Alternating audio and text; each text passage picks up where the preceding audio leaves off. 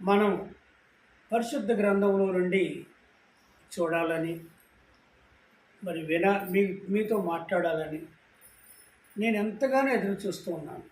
ఎందుకంటే ఈనాడు ఎక్కడ చూసినా కల్పితము తీసివేయడం కల్పితము తీసివేయడమే కనపడతాము. ప్రకటన గ్రంథం 22వ అధ్యాయంలో 18, 19వ వచనంలో చెప్పబడిన మాటలే కనబడతా ఉన్నాయి. ఏమిటి? తీసివేయటం కలపడం.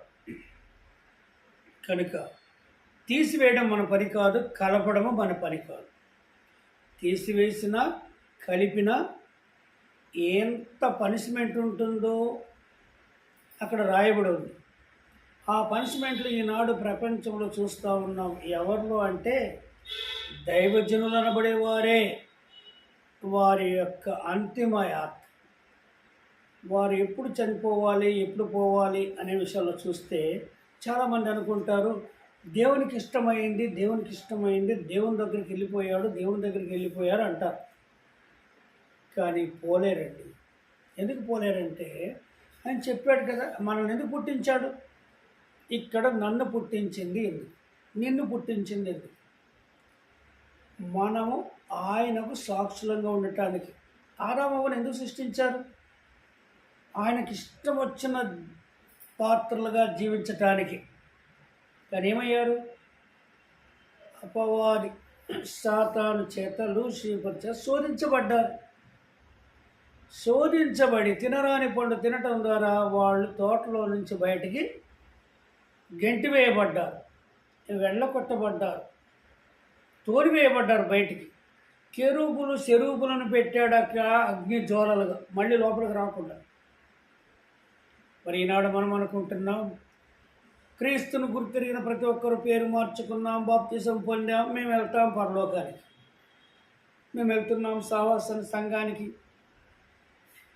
పరిశుద్ధ గ్రంథం చదువుతున్నాం అనుకుంటున్నాం. కానీ పరిశుద్ధ గ్రంథం అని పలకర్లేండి, బైబిల్ చదువుతున్నాం అంటే మరి ఇదే కల్పితం. మొట్టమొదటి కల్పితం ఏమిటంటే పరిశుద్ధ గ్రంథం అని పలకకపోవడమే పరిశుద్ధ గ్రంథం అని తీసివేయడం. పరిశుద్ధం అనేది తీసివేసి ఒట్టి గ్రంథం అని, బైబిల్ అని బిబిలికల్గా ప్రపంచమంతట్లో ఉన్న అన్ని భాషలకి సరిపోతుందని. కానీ కాదండి. అర్ధ పేరు ఎలా సరిపోతుంది? అలా పలుకుతూ వచ్చారు, ఇప్పుడు కూడా పలుకుతున్నారు. ప్రతి ఒక్కరూ అదే పలుకుతారు, బైబిల్ అనే పలుకుతారు. వాడు ఏ భాషలో మాట్లాడుతున్నా వాళ్ళ భాషలో పరిశుద్ధం అనే పేరు తప్పకుండా ఉంటుంది. పరిశుద్ధుడు, అపరిశుద్ధుడు, పరిశుద్ధుడు, అపరిశుద్ధుడు, ఈ లోకవాసి, పరలోకవాసి, మా తాత్కాలికమైన జీవితము, శాశ్వతమైన జీవితం కదా. నిత్య జీవం ఇది శాశ్వతమైన జీవం. నిత్య జీవానికి వారసులం కావాలంటే ఆయన చెప్పినట్టు నడుచుకోవాలి, పరిశుద్ధుడిగా జీవించాలి. ఈ లోకంలో పరిశుద్ధులంగా జీవిస్తేనే మనం పరలోకానికి వెళ్తాం, పరలోక వాసులంగా ఉంటాం.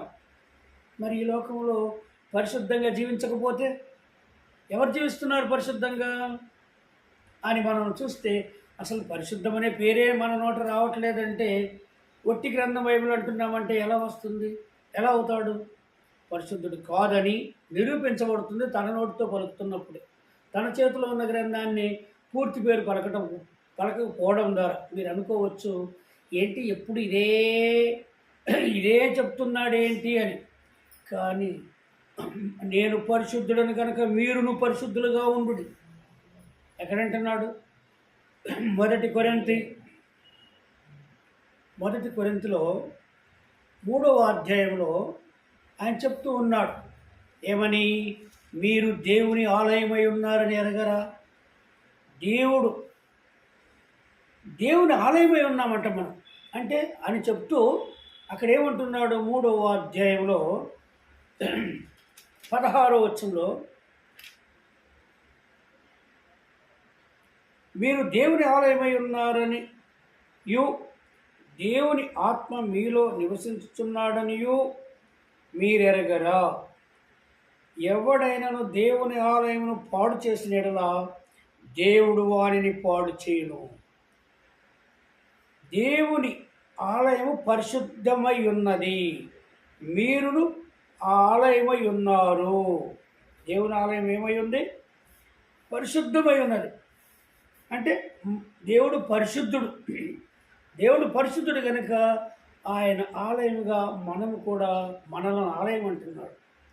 మన హృదయము ఈ యొక్క శరీరం అనే ఆలయంలో ఉంటుంది. ఈ శరీరము పరిశుద్ధమైనదిగా ఉండాలని, ఈ శరీరముతో పలకరానివి, తినరానివి, చేయరానివి మనం చేస్తే దీన్ని అపరిశుద్ధం చేస్తున్నామని. కాబట్టి దీన్ని పరిశుద్ధంగా మనం ఉంచాలంటే ఆయన చెప్పిన మాట జవదాటకుండా ఆదికాండం మొదలుకొని ప్రకటన గ్రంథం వరకు ఆయన చెప్పిన మాటలు ఎప్పుడు, ఎక్కడ, ఎవరికి, సమయము, సందర్భం, ఎన్ని రకాలుగా చూడాలి. ఎక్కడ చెప్పాడు, ఎప్పుడు చెప్పాడు, ఎవరికి చెప్పాడు, సమయం ఏంటి, సందర్భం ఏంటి, ఇన్ని రకాలుగా మనం ఆయన చెప్పిన మాటలను మనం పోల్చుకోవాలి, వాటిని సరిచూసుకోవాలి. ఆనాడు ఆదాము మొదలుకొని నోవా కాలం వరకు ఎలా చెప్పాడు, ఏ విధంగా జీవించారు. నోవా కాలం వరకు 969 సంవత్సరాలు మెతుషెలా బతికాడు. 500కు తక్కువగా బతకలేదు ఎవరు కూడా అన్నట్టుగా చూస్తాం. 400-500లో బ్రతుకుతూ 969 సంవత్సరాలకి మెతుషెలాతో ఆగిపోయింది. అలాగా ఆగిపోయి 120 సంవత్సరాలే పెట్టాడు. 6వ అధ్యాయంలోకి వచ్చేసరికి 5వ అధ్యాయంలో చూస్తాము మనం వారి యొక్క ఎంతకాలం బ్రతికారనేది.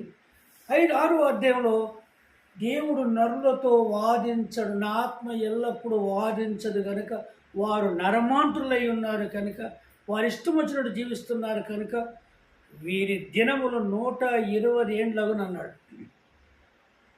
ఈ మాట చెప్పినప్పుడు నోవా గారితో పడవ తయారు చేయమని చెప్పేశాడట. అప్పటికి ఇంకా ఆయనకి పెళ్ళి అయ్యిందో పిల్లలు పుట్టలేదు అని ఈ మాట చూస్తారు. పిల్లలు పుట్టారు, పెద్దవాళ్ళు అయ్యారు. 120 సంవత్సరాలు ఆ పడవను తయారు చేశాడు నోవా కుటుంబంతోనే. 3 కుమారులు, 3 కోడళ్ళు, వాళ్ళిద్దరు 8 ఆ యొక్క ఓడ తయారు చేయబడింది. 120 సంవత్సరాలు. ఎవరైనా నమ్ముతారా? 120 సంవత్సరాలు ఒక ఇల్లు కట్టడం అంటే ఒక ఏదైనా ప్రాజెక్టులు. ఈనాడు ప్రాజెక్ట్స్ కూడా ఎంత నెలల్లో అయిపోతాయి, సంవత్సరాలు అయిపోతాయి. కానీ 120 సంవత్సరాలు ఆ పడవను తయారు చేశాడు ఆయన. అంత నమ్మకంగా అప్పుడు చెప్పిన మాట, అప్పుడు, ఎక్కడ, ఎప్పుడు, ఎవరికి, ఎందుకు, సమయం, సందర్భం, ఇన్ని రకాలుగా చూస్తే ఏ సమయంలో, ఏ సందర్భంలో ఏ విధంగా మాట్లాడుతూ వచ్చారు. ప్రవక్తలతో మాట్లాడుతూ వచ్చాడు. అలనాడు దూతలను పంపించి దూతలతో మాట్లాడుతూ వచ్చాడు. మరి ఈనాడు మనకి ఇవ్వబడిన ఈ పరిశుద్ధ గ్రంథంలో ఉన్న ఆనాటి నుండి చెప్పబడిన, రాయబడిన, చేయబడిన, జరిగినవన్నీ కూడా రాసి మన చేతికి ఇచ్చాడు. హెబ్రూ, గ్రీకు భాషల్లో నుండి తర్జుమా చేయబడి అన్ని భాషల్లోకి రాయబడినది. తర్వాత మనకు ఈ తెలుగు, ఇంగ్లీష్ కంటే తెలుగు మనకు తర్జుమా చేయబడింది. మన యొక్క భారతదేశం యొక్క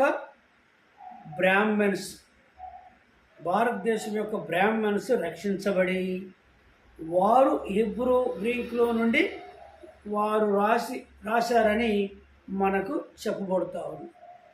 వారు మన భాషలోనే వాళ్ళు రాశారు. ఎలా రాశారు?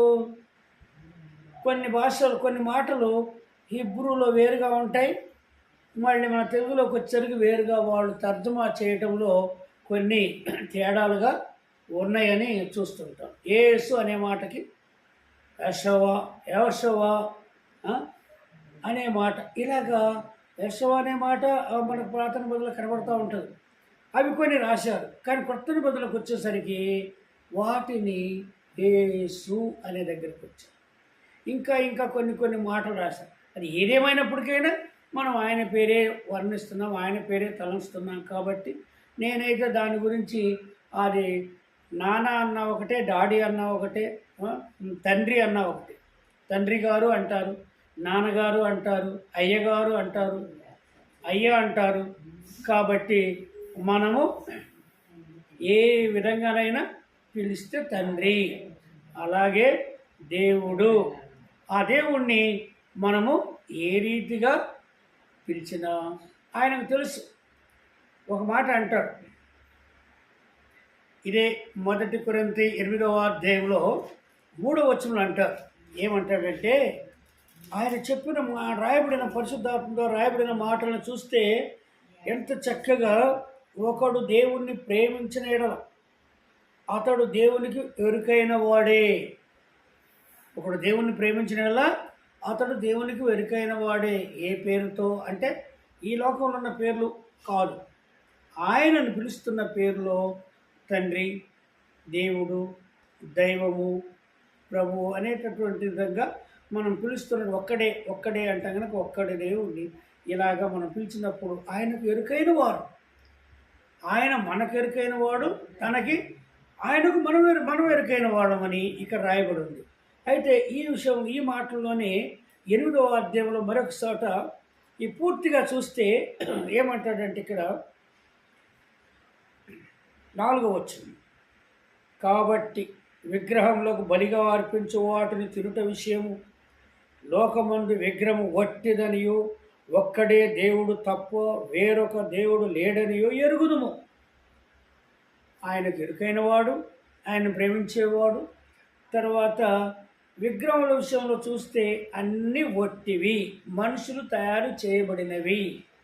కీర్తనకారుడు అంటాడు, చెవులుండి వినవు, ముక్కులుండి వాసన చూడవు, కళ్ళుండి చూడవు, నడవవు, పట్టుకోవు, మాట్లాడవు అంటాడు. అంటే అవి వట్టి విగ్రహంలే, మనుషులు చేసినవే. కానీ దేవుడు మనతో మాట్లాడతాడు. ఎలా మాట్లాడతాడు? వాక్యం ద్వారా మాట్లాడతాడు. ఆనాడు ఆ రీతిగా సమయ సందర్భంగా ఎప్పుడు, ఎక్కడ, ఎవరికి సమయము సందర్భంగా మాట్లాడిన మాటలు ఇప్పుడు మనం ఇది చదువుతుండగా, దేవుడు పరిశుద్ధుడు, మనము పరిశుద్ధంగా ఉండాలి. ఆ పరిశుద్ధుడి యొక్క మాటలన్నీ పరిశుద్ధ గ్రంథంలో రాయబడినవి. ఈ గ్రంథంలో రాయబడినవి బైబిల్లో. మరి బైబిల్కి ఏం పేరు పెట్టాడు? హోలీ బైబిల్ అంటే పరిశుద్ధ గ్రంథం. అంటే పరిశుద్ధ గ్రంథం అనే దీనికి ఎంత గొప్పగా వచ్చింది పేరంటే, అసలు ఆ పేరులోనే ఉంది. ఆ పేరు వింటుండగానే ఒక వ్యక్తికి భయం కలుగుతుంది. ఏంటది? అన్ని గ్రంథాలకు పెట్టిన పేరు లేదేంటి, పరిశుద్ధ గ్రంథం ఏంటి? అవును, పరిశుద్ధుడు దేవుడు. పరిశుద్ధుడు అని పొగడబడుతున్నాడు, స్తుతించబడుతున్నాడు, ఆరాధించబడుతున్నాడు, పూజించబడుతున్నాడు ఆయన కోటాది కోట్ల దూతలతో అని ప్రకటన గ్రంథం 5వ అధ్యాయంలో వ్యాఖ్యానించారు. ఎంతగా ఉందంటే అంత గొప్ప దేవుడు ఆయన పరిశుద్ధుడు. మనం కూడా పరిశుద్ధులంగా ఉండాలని ఆయన ఈ లోకానికి కుమారుని పంపించారు. కుమారుని పంపించి మన కొరకు మన పాపములను ఆయన మీద వేసుకుని మనం పొందాల్సిన శిక్ష, నిత్య నరకం మనం అగ్నిలో కాలాల్సింది ఆయన ఈ భూమి మీద ఆయన శరీరం పైన వేసుకొని మనలను రక్షించుటకు ఆయన తిరిగి లేచారు. మృత్యుంజయుడై తిరిగి లేచారు. పరిశుద్ధుడు. మనం పరిశుద్ధులుగా ఉండటానికి మనల్ని పరిశుద్ధులుగా చేశాడు. దేవుడు తన స్వరక్తం ఇచ్చి తన సంపాదించిన తన సంఘమును కాయుటకు పరిశుద్ధాత్మను పెట్టాడట. దేవుడు తన స్వరక్తం ఇచ్చి తన సంపాదించుకున్నాడు మనల్ని క్రీస్తు ద్వారా పవిత్రమైన పరిశుద్ధమైన రక్తం ద్వారా మనల్ని సంపాదించుకున్నాడు. కానీ మనం ఈనాడు ఎలా ఉన్నాం? ఆ చర్చికి వచ్చినప్పుడు, సంఘంగా వచ్చినప్పుడు, లేక పరిశుద్ధ గ్రంథం బైబిల్ చదివినప్పుడు, పరిశుద్ధ గ్రంథము పరిశుద్ధుడు కాదు కనుక పలకలేడు, అది చదివినప్పుడు విన్నప్పుడు మాత్రమే. వినిన తర్వాత ఏం విన్నావు, ఈరోజు ఏం చదివామంటే నేను మర్చిపోయాను అంటారు, మళ్ళీ చూడాలి అంటారు. అంటే ఏమై ఉన్నాము? పరిశుద్ధులం కాదు. కాబట్టి ఈ పరిశుద్ధమైన మాటలు నీలో అవి ఉండలేకపోతుంది, వాటిని అనుసరించలేకపోతున్నావు, నువ్వు పరిశుద్ధంగా తీర్చబడలేకపోతున్నావు. పరిశుద్ధుడిగా ఉండకపోతే, పరిశుద్ధులు కాకపోతే పరలోకానికి వెళ్ళాం కదా. నువ్వు ఎప్పుడు ఇక్కడ కన్ను మూసినా లాజరు వలె వెళ్తాం. ఎప్పుడు ఇక్కడ కన్ను మూసినా ధనవంతుని వలె వెళ్తాం. ఎంత వివరంగా చెప్పాడు. లాజర్ని ధనవంతుని చూపించాడు. పరలోకవాసి ఎవరు? నిత్య నరకానికి వెళ్ళేది ఎవరు? లాజరు లాంటి స్థితిలో ఉన్నామా ఈనాడు మనము? లేదే. ఎక్కడెక్కడ ఉన్నారనుకోండి, రోడ్ల మీద, చెట్ల కింద, అక్కడక్కడ. వాళ్ళ గురించి నేను ఒక ప్రాజెక్టును చేయాలని, దాంట్లో వాడిని నివాసంగా పెట్టుకోవాలని, మనమలే వాళ్ళని ప్రేమించాలని నేను ఒక 19 సంవత్సరాలుగా నేను ప్రార్థన చేస్తూ ఉన్నాను. ఎందుకంటే ఆ స్థితిలో ఉండకూడదని. లాజర్ లాంటి స్థితి, అన్నం లేక, బట్టలు లేక, ఈగలతో, దోమలతో, పడక లేక, సరైన టయానికి నీళ్లు లేక, ఆహారం లేక అలమటిస్తూ ఉన్నారు. చెట్ల కింద, అక్కడక్కడ రోడ్ల మీద, అక్కడక్కడ ఎట్లా ఉన్నారో చూసి చూడనట్టుగా వెళ్తూ ఉంటారు కొంతమంది. కొంతమంది ఏదో ఒక పూట భోజనం ఇచ్చి వెళ్తుంటారు, ఒక బట్టలు ఏదో ఇచ్చి వెళ్తుంటారు, దుప్పటం ఏదో ఇచ్చి వెళ్తుంటారు. అంతవరకే సాయం చేస్తారు. కానీ తన వలె తన పొరుగు వాడిని ప్రేమించే వ్యక్తి కనబడటం లేదు. తన భార్యే వినదు, తన భర్తే వినడు, తన పిల్లలే వినరు. అంటే తన వలె వాళ్ళని నడిపిద్దామంటే వాళ్ళే వినరు. మరి వేరే వాళ్ళని తీసుకొచ్చి మన ఇంట్లో ఎక్కడ పెట్టగలుగుతాం? అందుకని వారికి ఒక సపరేట్గా, ఒక ఊరుగా, ఒక ప్రాంతంగా, ఒక అరణ్యంలో ఏర్పాటు చేయాలని నేను ఎదురు చూస్తూ ఉన్నాను. మరి దేవుడు చేస్తాడు. మీ అందరి దృష్టికి కూడా అది తీసుకురావాలని, అది ఏ విధంగా ప్రారంభం, అది ఏ విధంగా అవుతుందనేదాన్ని. అయితే ఇక్కడ మధ్యలో నేను మరి సందర్భంగా మాట్లాడుతూ వచ్చాను. మరి ఆ మాట వచ్చింది. అయితే ఇక్కడ 8వ అధ్యాయం 1 కొరింథీలో, ఒకడు దేవుని ప్రేమించిన అతడు దేవునికి ఎరుకైన వాడే. ఎరుకైన వాడు ఎలా ఉంటాడు? ఆయన చెప్పినట్టు వింటాడు. విగ్రహం వట్టిదే అన్నాడు ఇక్కడ 4వ వచనంలో. 5వ వచనంలో ఏమంటున్నాడు?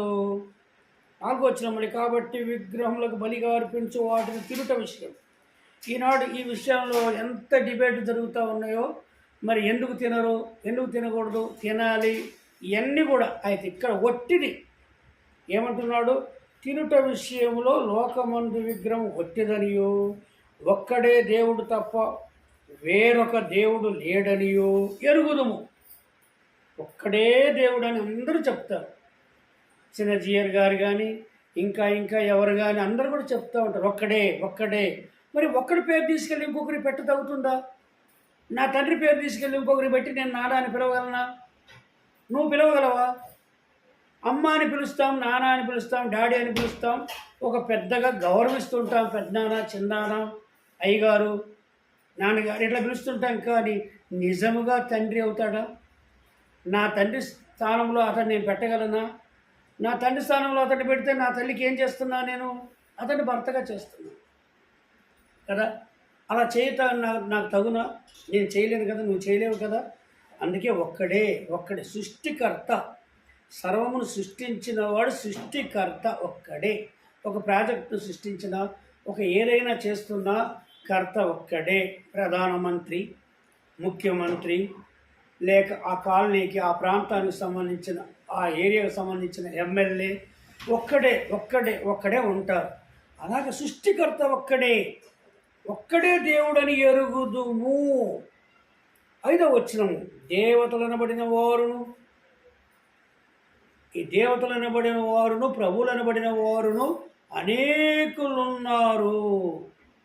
ఆకాశమందైనను భూమి మీదనైనను దేవతలను అనబడిన ఉన్నను, మనకు ఒక్కడే దేవుడున్నాడు. ఆయన తండ్రి, ఆయన నుండి సమస్తము కలిగెను, ఆయన నిమిత్తము మనమున్నాము. మరియు మనకు ప్రభు ఒక్కడే, ఆయన యేసుక్రీస్తు. ఆయన ద్వారా సమస్తమును కలిగెను, మనము ఆయన ద్వారా కలిగిన వారము. ఎవరి ద్వారా? యేసుక్రీస్తు వారి ద్వారా, తండ్రి అయిన దేవుని ద్వారా. ఒక్కడే తండ్రి, కుమారుడు, పరిశుద్ధాత్మ. ఇక్కడికి వచ్చేసరికి ఒక్కడే అంటారు, మళ్ళీ ముగ్గురు ఏంటి, 3 పేర్లు ఏంటి అని అంటుంటారు. నేను మొన్న కూడా చెప్పాను. నా శరీరం ఉంటేనే ప్రాణము. దీంట్లో ప్రాణం ఉంటేనే ఆత్మ. ప్రాణం, శరీర, ప్రాణ, ఆత్మ. శరీరము, ప్రాణము, ఆత్మ. అంటే ఈ ముగ్గురు మూడు ఉంటేనే నేను యేసురత్నం, నేను మనిషిని. యేసురత్నం అనే మనిషి ఎవరంటే శరీరము, ప్రాణము, ఆత్మ అనేది అంటే దేహము, ప్రాణాత్మ దేహములతో ఉన్నటువంటి నేను మనిషిని, నేను యేసురత్నాన్ని. అలాగే ప్రతి మనిషి కూడా ఒక్కటి లేకపోయినా ఆ మనిషి కాడు. ప్రాణం లేదు, శరీరం లేదు, శరీరం సహకరించట్లేదు, ప్రాణం ఉండదు, ప్రాణం లేకపోతే ఆత్మ ఉండదు. ఈ రీతిగా ఆయన 3 పేర్లతో తండ్రి, కుమారుడు, పరిశుద్ధాత్ముడుగా ఉన్నటువంటి దేవుడు. ఆయన పోలికగా, ఆయన స్వరూపంగా సృష్టించాడు. ఆయన జీవాన్ని పెట్టాడు మనలో. శరీరం, ఆయన పోలిక, జీవం, మూడిటితో మనల్ని సృష్టించారు ఆయనలాగా. దాన్ని గ్రహించాలంటే మన జ్ఞానం సరిపోదు. కింద అంటున్నాడు, ఇక్కడ 7వ వచనం అంటున్నాడు, అయితే అందరి యందు ఈ జ్ఞానము లేదు. అయితే అందరి యందు ఈ జ్ఞానము లేదు. అందరూ ఈ విషయాన్ని గ్రహించలేరు. జ్ఞానము లేదు, గ్రహించలేరు. ఎందుకు గ్రహించలేరు? శాస్త్రులు, పరిచయులు, సద్దుకైలు అనబడినటువంటి యూదులలో ప్రవీణులు, గొప్పవారు, యాజక ధర్మాలను అనుసరించేవారు, అంత గొప్పవారే యేసు ప్రభువారినే వారు గుర్తెరగలేకపోయారు. ప్రవక్తలు చెప్పబడ్డారు, మోషే చెప్పబడ్డాడు, అందరి చేత చెప్పబడినటువంటి ఆయన కన్యక గర్భం మందు పుడతాడని పుట్టాడు, ఆయన ఏ విధంగా మనిషి కుమారుడుగా ఉంటాడని, వస్తాడని, ఇన్ని రకాలుగా అన్ని గ్రంథాల్లో చెప్పబడినా వారు గ్రహించలేదు. వారు ఎందుకు గ్రహించలేదు? గ్రహించకపోవడానికి కూడా కారణం ఉంది. ఈనాడు కూడా చాలామంది బాగా చదువుతారు, చదివి ఈనాడు ఆ యొక్క మరి శివశక్తికి సంబంధించిన కరుణాకర్ గారు కానీ, భాస్కర్ గారు కానీ, ఇంకా ఇంకా ఇంకా చాలామంది ఉన్నారు. వారందరూ కూడా ఈనాడు డిబేట్లో మేము బాగా చదివాము, మేము తెలుసుకున్నాము, మేము చెప్తున్నాము, ఇదిగో ఇది తప్పు, ఇది పొరపాటు, వీడు కాడు దేవుడు, ఈయన కాడు దేవుడు అని వీడు వాడు అంటూ మాట్లాడుతూ ఉంటారు. అంటే వాళ్ళ యొక్క ధర్మం అది, వాళ్ళు మాట్లాడేది వాళ్ళు నేర్చుకున్నది అనుకోవాలి. కానీ ఇంకొకటి ఏంటంటే వాళ్ళకి అర్థం కాకపోవడం. మొట్టమొదటిది ఏంటంటే వారు గ్రహించలేదు, వారికి అర్థం కాకపోవడం ద్వారా అలా మాట్లాడతారు అని ఎలా చెప్పగలము? శాస్త్రుల పరిచయాలు, సర్దుకాయలు యూదుల కళ్ళు మూసేశాడు దేవుడు. ఆయన లోకానికి మనిషిగా వచ్చినప్పుడు వారికి అర్థం కాకుండా మూసేశాడని యోహాను శుభవార్త 9వ అధ్యాయం 39లో అంటాడు. పుట్టుగుడ్డివాడు కళ్ళు తెరవబడ్డాయి. పుట్టుగుడ్డివాడు బురద రాసి కడుక్కోపమంటే పోయి ఆ కోనేట్లో కడుక్కున్నాడు, చూపు పొందాడు. వాడిని వెలివేస్తూ ఉన్నారు, వాడిని అడుగుతూ ఉన్నారు, వాడు పాపి అయిన వాడు నీ కళ్ళు ఎట్లా తెరిచాడు, పాపి వాడు అంటున్నారు, దేవుని కుమారుని చెప్పుకుంటున్నాడు అని ఆయన అలా దూషిస్తూ, అవమానపరుస్తూ, చంపడానికి చూస్తూ ఉన్న టైంలో ఆ గుడ్డివాడు తెలుసుకొని ప్రభు వాడి దగ్గరికి వెళ్ళి వాడిని అవమానపరుస్తున్నారని ఏం చేశాడు? ఆయనే వెళ్ళి స్వయంగా అక్కడ మాట్లాడాడు. నీవు దేవుని కుమారుని నమ్ముచున్నావా? ఎవరయ్యా ఆయన? నీతో మాట్లాడుతున్నవాడే అంటాడు. 34-5 వచనాలు అంటూ ఆ యొక్క 39వ వచనం నేను షార్ట్గా చెప్తున్నాను. 39వ వచనం అంటాడు, చూచువారు కన్నులు గుడ్డివిగాను, గుడ్డివారి కన్నులు చూచు నిమిత్తము తీర్పు తీర్చుటకు నేను ఈ లోకమునకు వచ్చిన అంటాడు. జడ్జిమెంట్. యేసు ప్రభు వారు ఏం చేశారు? చూసేవాడి కన్నులు గుడ్డివిగాను, గుడ్డివాడి కన్నులు చూచినట్లుగాను అను తీర్పు నిమిత్తం నేను ఈ లోకానికి వచ్చి, అంటే తీర్చేశాడు, జడ్జ్మెంట్ చేసేసాడు. ప్రపంచంలో ఎవరికి అర్థం కావాలి, ఎవరు గ్రహిస్తారు అంటే ఒక మాట చెప్పాలంటే నేను పాపిని, నన్ను క్షమించు అని ఒప్పుకుంటే తప్పకుండా ఆయన కళ్ళు తెరుస్తాడు, ఆయన అర్థం చేపిస్తాడు, అర్థం చేసుకుంటాడు ఆయన. కాబట్టి ప్రతివాడు ఆ వ్యక్తి అర్థం చేసుకోవటానికి కారణం ఏంటంటే అర్థం చేసుకోకపోవడానికి కారణం ఏంటంటే పశ్చాత్తాపడకపోవటం, ఒప్పుకోకపోవటం.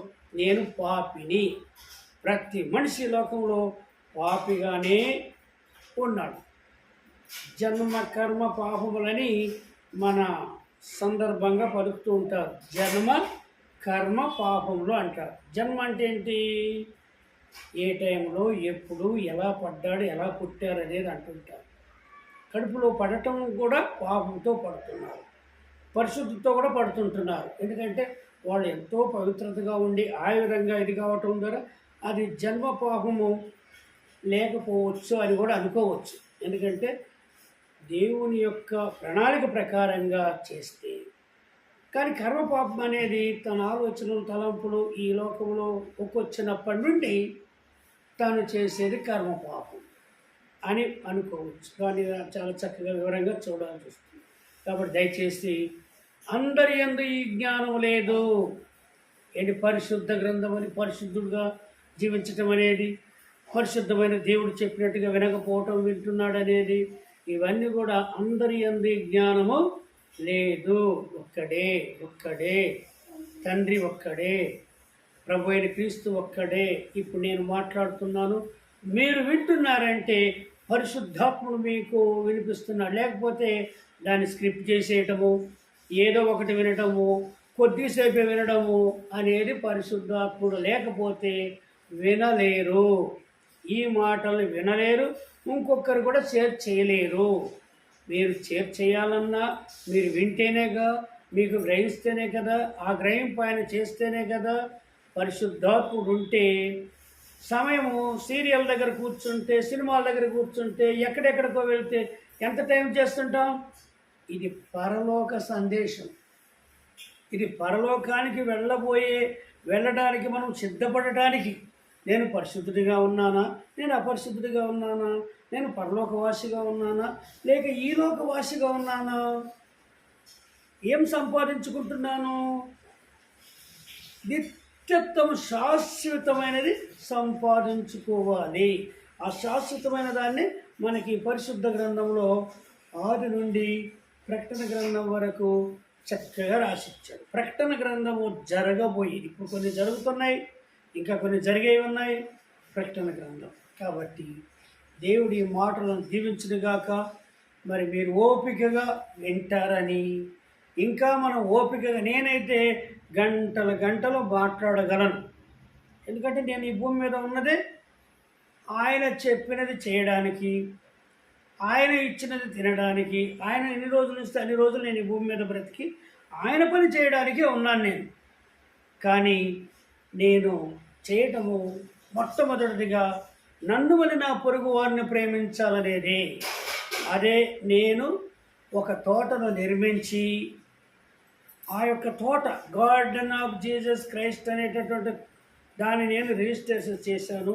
ఆ తోటను నిర్మించి, ఆ తోటలో రోడ్ల మీద ఎక్కడెక్కడ ఉన్నటువంటి వారందరిని కూడా తీసుకెళ్ళి అక్కడ పెట్టి, వారికి మనలాగా వారిని ప్రేమించాలని, వారికి అన్ని మనం ఎలా ఉంటున్నామో, ఈగలు దోమలు రాకుండా, చలి ఎండ తగలకుండా, ఆ రీతిగా వారిని కూడా అలా మనం చూడాలని, ఒక పూట పెట్టి ఒక పూట ఇచ్చేసి ఏదో కొంచెం సేపు కాదు, వాళ్ళు చనిపోయేంత వరకు, చనిపోయే సమాధులు కూడా అక్కడే ఉంటాయి, పెళ్ళిళ్ళు పుట్టటము అంతా అక్కడే ఉంటుంది, పనులు చేసుకోవటము అన్నీ అక్కడే ఉంటాయి.